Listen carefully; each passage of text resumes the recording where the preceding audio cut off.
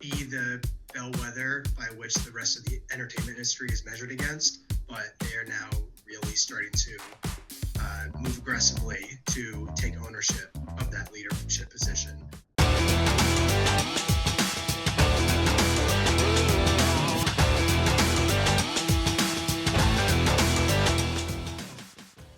Welcome back, everybody, to another episode of Make That Make Sense, the game show that breaks down the weekly stories shaping the business of media. Another wild week of news in the media world, so we've got another great guest to make sense of it. So today's guest is Andrew Citrin. Andrew is the Senior Director of Revenue Analytics at DotDash Meredith. Previously, he's held roles as a Senior Director in Strategy Analytics at NBC Universal. He also served as Senior Director of Strategy and Operations at Paramount, and he started his career as a consultant at MediaLink. He got his undergrad at Dartmouth and actually got his MBA at USC, which I'm obviously a fan of. All right, let's get him on the show. Hey, Andrew, welcome to Make That Make Sense. Hi, Eric. Glad to be here. Glad to have a fellow Trojan on the show. I think this might be the first one we've had, so it's good to bring it back to the roots finally.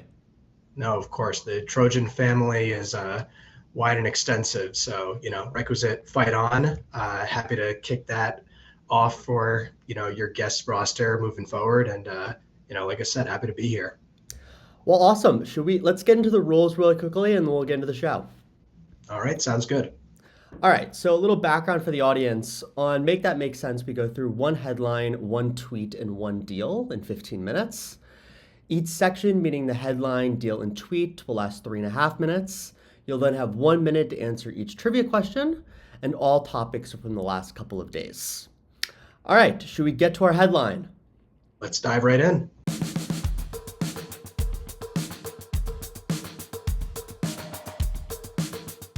So, big news out of the streaming world yesterday. Netflix had a very good quarter for itself, to say the least.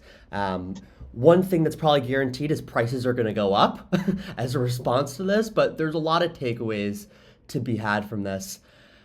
First off, what are your general takeaways about this, and what decisions on the part of Netflix do you attribute the success to?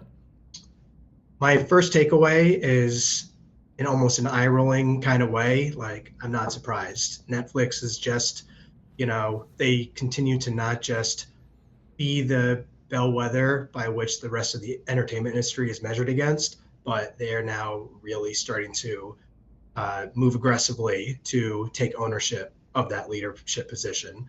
All of the live programming they've been doing of late with major tentpole events like the Tyson boxing match, the NFL on Christmas Day events with the Beyonce show. Like, not only do they know what they're doing, but they have just kind of established themselves well past the expectations people set for them. And I think, if anything, you already touched on this, I believe they've already announced that they're raising their rates. Even on the ad-supported tier, they're raising rates. So, this is their time to say, not only are they in a strong position within the sector, but they can start really turning the dials to, affect change throughout the rest of the whole competitive set they're in. As we look at another stage of growth coming up for Netflix, is live sports and live entertainment the sector that you think they'll most go into? Do you think it could be something else? How do you look at that? I think in terms of growth, that's really a big focus point for them right now. The Tyson boxing event was not without its challenges, both in terms of technical issues and arguably the quality of the content itself. But they got what they were looking for, which was, that water cooler moment, and the success of the the NFL game after that showed that, this is not going to be a one-time thing. I think Netflix must have a very clear calendar expectation around what contracts are expiring for different leagues, what one-off opportunities exist. And I think they're going to want to get to a point where live programming becomes a more regular norm of their offering. At the end of the day, Netflix is the kind of company that once it seemed crazy that they might have even a new show premiere once a month, and now it's in the position where I think many users expect to go into Netflix at any given day and see a new suite of programming opportunities, whether it's on demand or live. So I think as long as there's live programming to be had that's up for negotiation, Netflix is going to get into it. And I would think even as soon as maybe the next World Cup is that kind of big tentpole event, maybe even a Super Bowl one day, is the kind of thing that they're going to be looking at in the not too distant future. Well, I see the sports picture in the background, and I saw a great piece the other day about with streaming and with the rise of Netflix and other platforms, actually sports fans are getting the worst part of it because there's a huge diversification of who's hosting these games. Right. If you want to step into Netflix's shoes, how do you maintain a balance between we want to grow, we want to get more into live sports, but we also want to preserve some of that user experience? No, I think Netflix and to another extent, a lot of the different streaming services, they want to be considered that kind of catch-all where, you know, if you're a Netflix or a Peacock or a Paramount, you don't want to be thinking of the mindset, we are the home of this specific sport event or this specific league. They want to have a more catch-all. We are the home of, if you're interested in sports, we have sports to give you. And depending on whether it's a full league or an individual game that different streaming services are doing, I think the user is certainly getting a bit of the brunt. I mean, even think of just soccer fans specifically. You know, there's multiple different leagues from MLS on Apple TV to the Champions League on, I believe, Paramount's. And then, like, when the World Cup happens, that'll be broadcast on Fox or Telemundo for Spanish.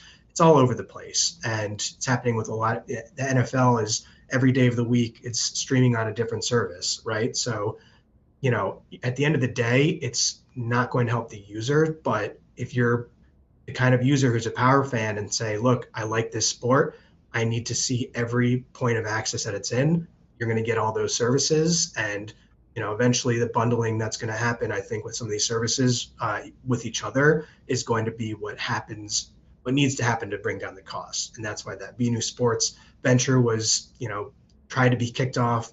That's why ESPN is going to have its own flagship service later this year.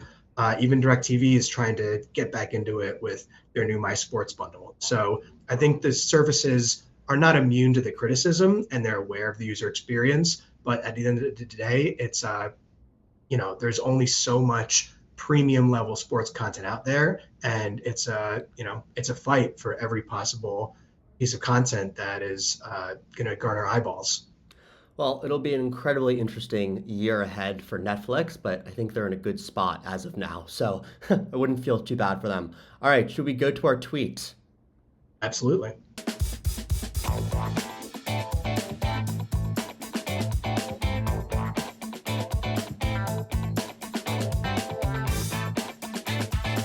So, the media world as we know it has changed so rapidly. And one of the biggest reasons why is the influence of the creator economy and creators becoming full-fledged celebrities in their own right.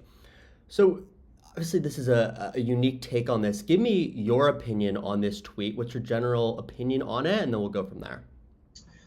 You know, I'm back and forth on this kind of premise. I think there's been different brandings of creators in the creator economy over the years.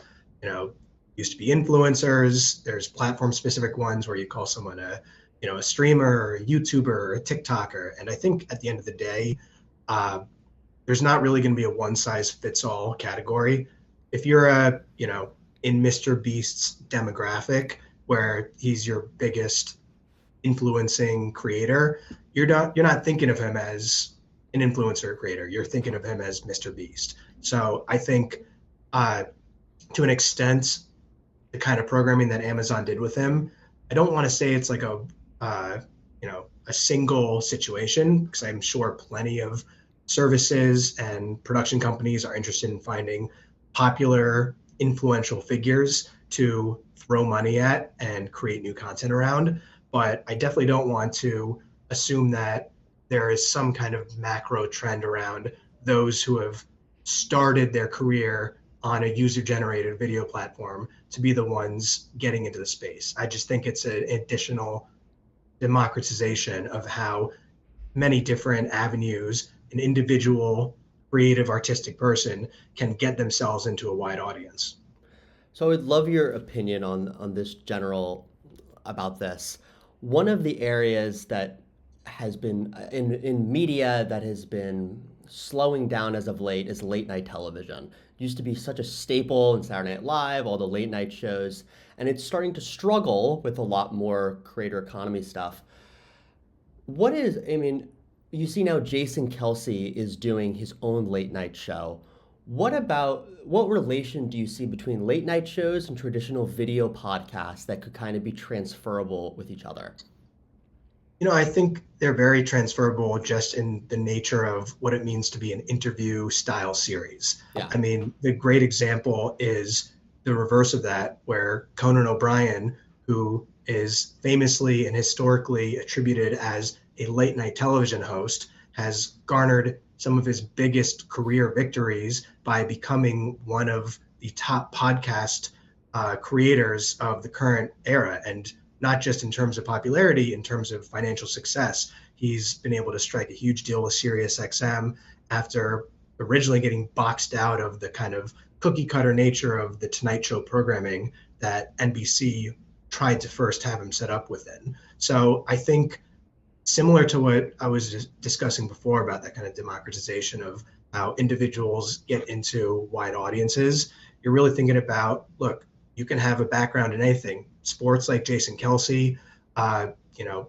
humor videos like a Mr. Beast, even viral moments like Haley Welch. There's all sorts of ways that someone can capitalize on a moment or a career to then say, I'm going to have a podcast now. But the ones who make success with that over time are the ones who have something to give and sustain with it. It's a lot easier to get a podcast than it is to keep a podcast, because at the end of the day, it's a very influential medium, but it still has not really scratched the surface on the actual spend within that sector. A lot of what led to the selection of the presidency in this past year was attributed to a rise in influential podcasters that were spoken to during the political cycle, but the actual ad dollars and subscription deals that all of those influential podcasters are getting, most of it really just goes up to Joe Rogan, and the rest are yet to have their big break when it comes to the actual deal they can sign on for. So I think there's a lot left to be said in podcasting. It's an important medium and it has unique offerings, but as a business model, there's still so much more to capitalize on. And I think it'll be a while before we see who are the ones who have staying power in that field based on the combination of influence and actual business acumen. All right, well, let's go to our deal.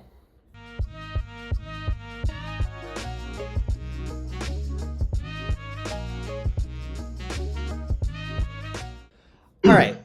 Do you like this idea for subscription growth? How do you view this strategy? What are the pros and cons to you?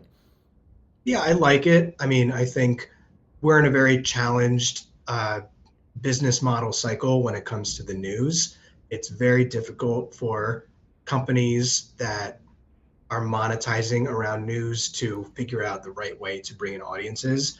There's, the famous joking around the New York Times that it's actually a video games company with a news product, because people are signing up for the crossword at a starting point. I think bundling is a great opportunity for them because they can, extend their audience reach, they can cut down on churn, and at the end of the day, they can find new opportunities as they've been doing.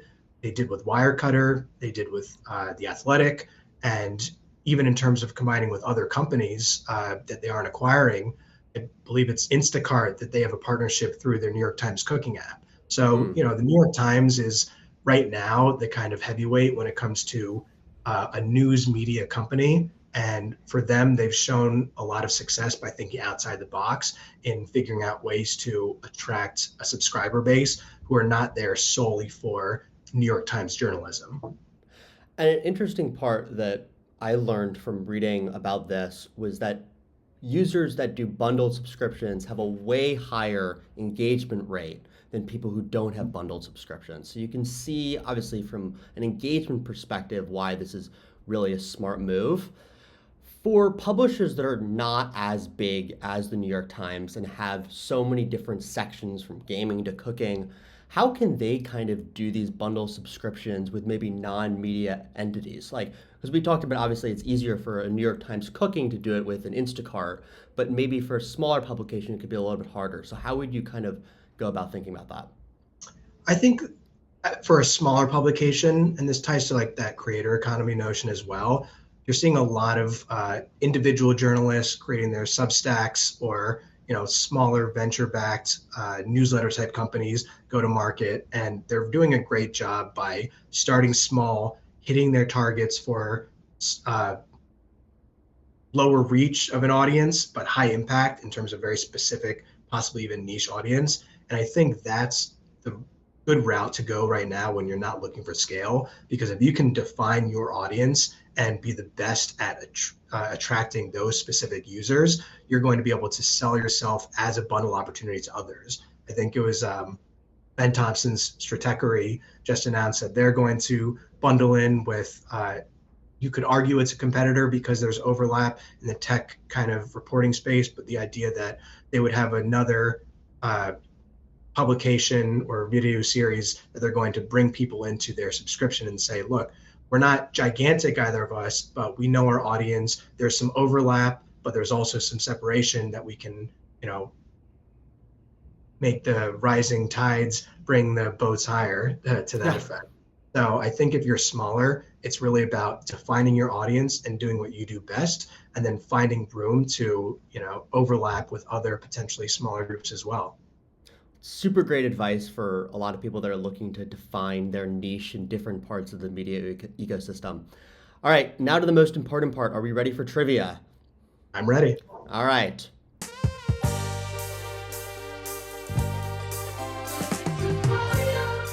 Okay, this first one, true or false? Among major service streaming providers, Netflix spent the most on global content in 2024. Wow, that's a good question. I'm going to say true. So I actually would have agreed. It's actually false. It's actually Disney. But also, Netflix is clearly in the running, but Disney had the highest this year. All right. Second one, two truths and a lie. Tell me which one is the lie. Ted Turner is the founder of CNN. Sean Hannity is the highest paid TV news anchor. And MSNBC first launched in 2000. I'm going to say the two truths are 1 and 2, and that MSNBC launched before 2000. So that's going to be a lie. There was no way a USC alum was going 0 for 2 in trivia. MSNBC actually got started in 1996, and Sean Hannity's net worth is something like $250 million now. So he's way up and above everybody else. But Andrew, really, really appreciate you coming on and sharing your insights on the week in news. Yeah, absolutely. Eric, this was great. Happy to chat anytime on this. And really fun news cycle right now. So thanks for having me. Awesome. Thanks, Andrew.